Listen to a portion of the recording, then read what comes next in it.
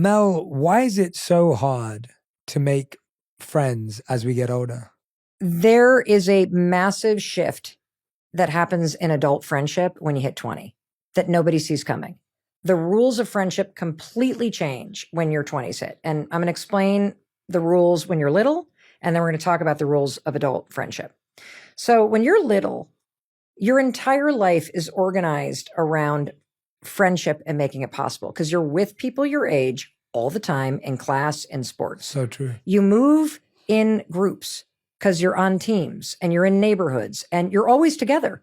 You also celebrate the same milestones. You're hitting the same birthdays. You're all talking about the next level of school or this thing this summer. You're watching the same movies because you're all the same age. And so there's so much synergy and relevance, and the conditions to spend a ton of time together are there. Then you get to university and you spend even more time together. And what happens when you hit your 20s, right, is that it moves from this big group sport where you just kind of expect to be around your friends all the time. You expect the group to get invited because that's what's always happened. You expect to see them all the time because you do always see them all the time. But then your 20s hit, the rules change, and what I call the great scattering happens. Everybody moves in different directions. And friendship goes from group sport to individual sport. You can no longer expect friendship. You are no longer part of a group that is expected to be invited everywhere because everybody scatters. And suddenly everybody's on different timelines. You're in different cities. You're moving in different directions. So there's no way to locate yourself inside your friend group. And the only thing that's keeping you together from your friends from you were little is a text chain that starts to go quieter and quieter and quieter as people start to focus on the people in front of them. Mm-hmm. And that brings me to two major shifts that I want you to embrace using the let them theory. Number one, you can no longer expect friendship. You have to take a way more flexible approach and a more proactive approach. You got to let people come and go. Mm-hmm. Super important.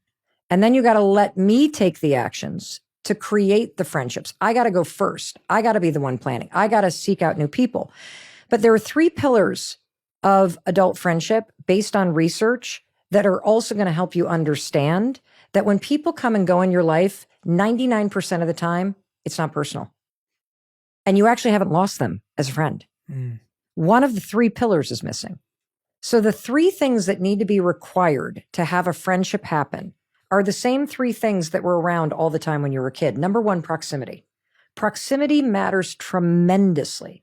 Proximity means who are you actually physically next to? In fact, they've done research, Jay. If you and I were in a dorm and we lived across the hall, I don't remember the percentages exactly, but it's like 90% chance we're going to be friends. Interesting. The poor person at the end of the hallway, 10% chance that we're going to be friends with them because of proximity. Even a matter of 50 feet makes a difference. And so when you were little, you were in proximity to people your age all the time. All day. Exactly. The research also shows that to have, as an adult, a kind of casual friend, you need to spend approximately 70 hours with somebody. Mm-hmm. To have a close friend, 200 hours. Mm-hmm. So when you're an adult, that creates a big problem because who are you spending all your time with once you're 20? The American Times study shows that it's with people you work with. So why aren't we best friends with people at work? Because you have proximity and you're spending a lot of time together. But here's the thing, timing. Mm. When you were little, you were in the same timing of life with everybody. Yeah.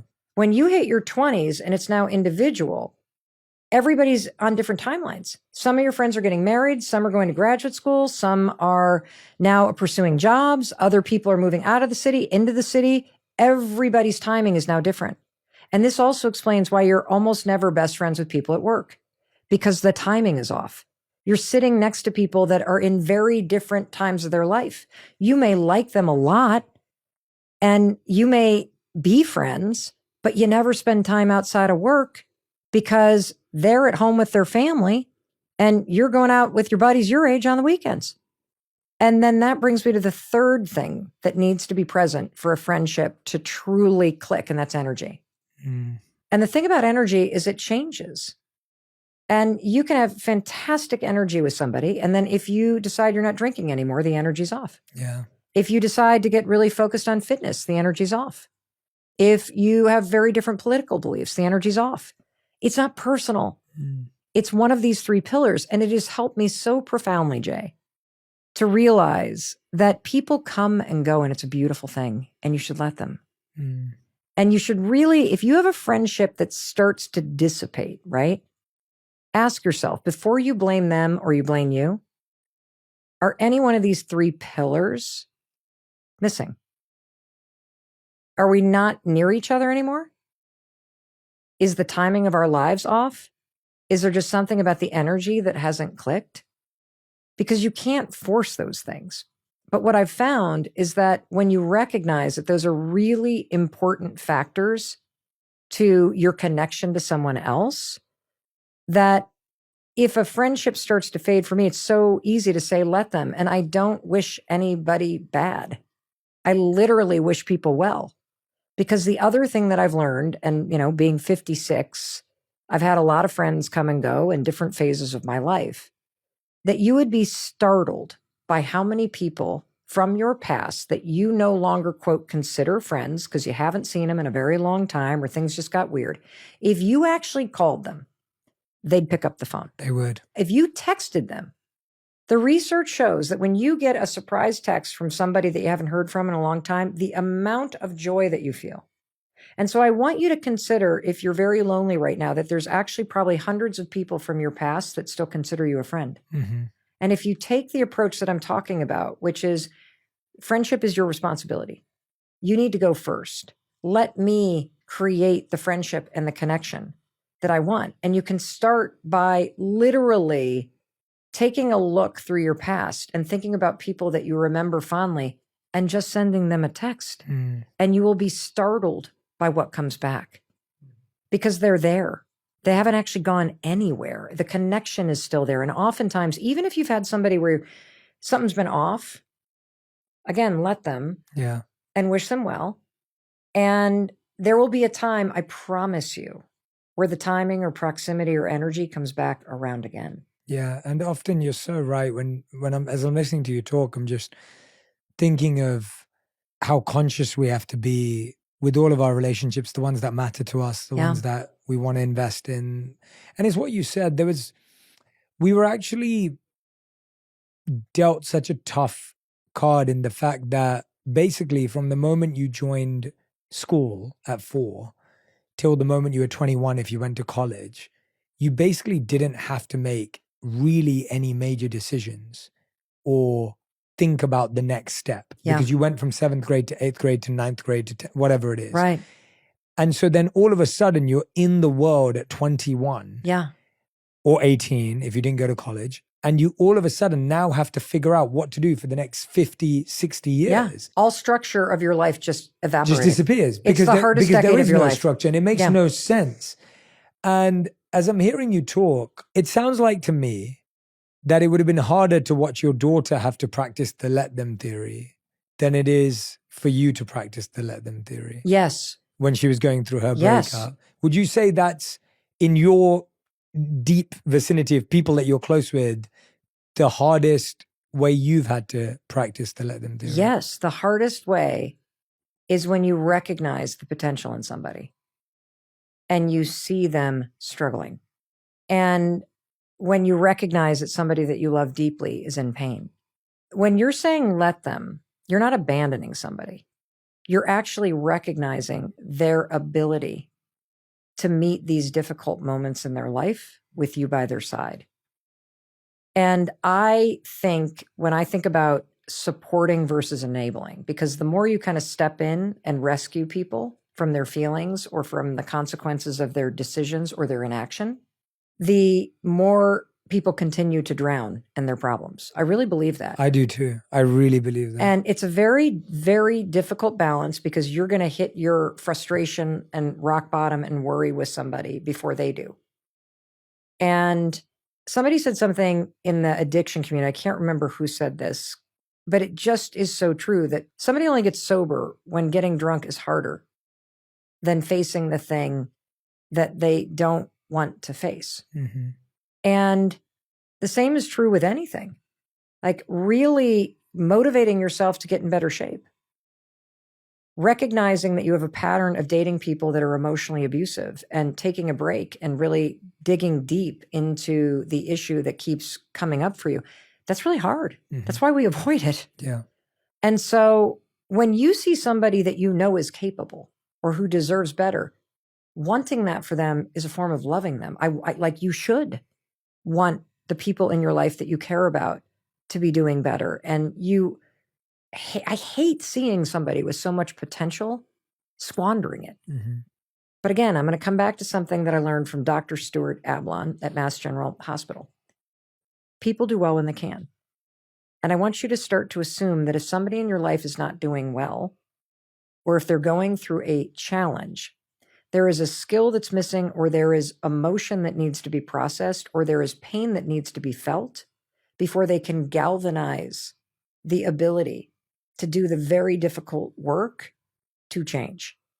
And in the case of watching my daughter go through this heartbreak, I mean, I literally found myself, Jay, wanting to text, her boyfriend and her boyfriend's mother, like, hey, maybe we can, like, just because I want to fix it. But when you step in and fix it, you literally demean someone else. Because I do know that she has the ability to move through this. And so the way that I love thinking about support is this way. The next time you have somebody in your life who is truly struggling, whether it's in school or in relationships or with an addiction, I want you to think, how can I create an environment that supports their healing? Not stepping in and doing it. It's rarely an issue of will. Like, it's not willpower for people or the desire. It's actually more about skill and the ability and need to process things and do it on their own timeline, right? So how can you create an environment for that to happen? And for me, it meant removing any imagery. It meant letting her stay up in her bedroom and every once in a while knocking on the door and being like, do you need anything? And allowing her to be in her pajamas for 4 days and be in a depressive state. Because guess what? Being in a depressive state and falling on the floor and crying, it's a sign she's mentally well. That's what you do. It's a sign that natural. You're okay. Yes. It would be scary if she wasn't feeling anything. And then when you're ready, you kind of put your arm around people. And so how can you do this? Like when she was born, actually, Sawyer, I had severe postpartum depression, Jay. I had a very traumatic delivery, lost a lot of blood, and I just was so out of it that they put me on these drugs that turned me into a zombie. I couldn't breastfeed her. I wasn't allowed to be alone with her. I missed the first 3.5 months of her life. And nobody asked me if I needed help. They showed up and created an environment where I could get better. I had my parents drive out and just stay, and they just did laundry and they cleaned and they did what needed to be done. And people who are struggling, they don't even know what they need. And so don't ask somebody what you can do. Find something you can do. Show up with a meal. Walk into your brother's bedroom and pull open the curtains in the morning when he's struggling with depression so the sunlight comes in. Create a playlist for somebody. Pick them up. Like, don't say you want to meet at yoga. Say, here's what we're going to do. I'm going to come over on Saturday and pick you up, and we're going to go to that yoga class. Or I'm going to come over on Sunday and I'm going to watch the kids and the dog so you can go to the park and read a book for 2 hours. That's how you create an environment for someone else to get better. And the other way that you do it is, instead of judging, you're going to let them be who they are. You're going to let them struggle. And then you're going to use this technique that's incredibly effective. I labeled it the ABC so that I could remember it. First, you're going to apologize. So let's talk about, like, this is an issue I had with our son. He didn't seem motivated. So I would constantly be like, why aren't you motivated? Why don't you study hard? Why are you doing this? It didn't work. Yeah, it doesn't work. No. And so I finally, you're going to apologize. I'm sorry I'm pressuring you. I'm sorry I'm questioning you. And then you're going to ask an open-ended question. How do you feel about this issue? And it doesn't matter what they say, because you're probably asking for the first time how they actually feel about the issue. And then you're going to ask a really important question. You're going to ask, well, what would you like to do about it, if anything? And their answers don't matter, because what you're doing by apologizing is you're removing the pressure that you're bringing. And now by asking these questions, and I like to do this in a car, Jay, because they're trapped and because you're both looking ahead, so it's not as confrontational. And there's something in the science around forward ambulation and the movement that actually opens up your thinking. And then you ask, what do you want to do about it, if anything? And what happens is you're now revealing this tension, because people that are stuck know it. People that are struggling know it. People who are failing at school know it. Nobody wants to fail. It's not like people are trying to be depressed. It's not like people are trying to be very unhealthy. People know when they're letting themselves go. You don't need to remind them. But have you ever asked them, what would you like to do about this, if anything? What happens in that question, whether they answered or not, is that friction between what they know to be true about what they desire and where they actually are rises up. That is the organizing, intrinsic motivation that somebody needs to want to do better. Mm-hmm. And then you got to do B, back off. That's the hard part. Let them, Yeah. let me shut up. Let them, let me not roll my eyes. And people need space to have it be their idea. And I'll give you a quick example. I used to be the kind of person that would eat lunch and work on my computer. I'm like tapping on my computer, shoving a sandwich down my throat, right? And there would be this colleague that would stand up and go for a walk most days. And every time she came back, she'd have a smile on her face and she'd take her earbuds off and she'd then get back to work. And this would go on for weeks. And then finally one day, Jay, I look up outside and it's a nice day and I think I'm going to go for a walk. Now, here's the interesting thing. I didn't credit her. I thought it was my idea. Her example influenced my desire to do it. The people that you are close to need enough distance from you. This is why you have to back off for that friction. Yeah. And that stirring to sit with them in order for them to feel safe, Mm-hmm. to be able to take the step forward. And then you better keep backing off, because you do not want to be like, oh, I saw you didn't mentor in your test. Like that's going to, no. And so you keep going, let them. And then the C part is any small thing, you celebrate it in a non-passive aggressive way. And you actually model the change. You can't ask somebody to stop drinking while you're pouring yourself a glass of wine. For sure. You can't ask somebody else to get healthy if you're sitting on the couch eating chips. So you model the change and make it easy, just like my colleague did with the walk. And just like you and I constantly buy things online because it looks so easy and fun, your behavior and backing off and that tension inside them actually creates the space for somebody to truly want to change. Mm. And that's how it's done.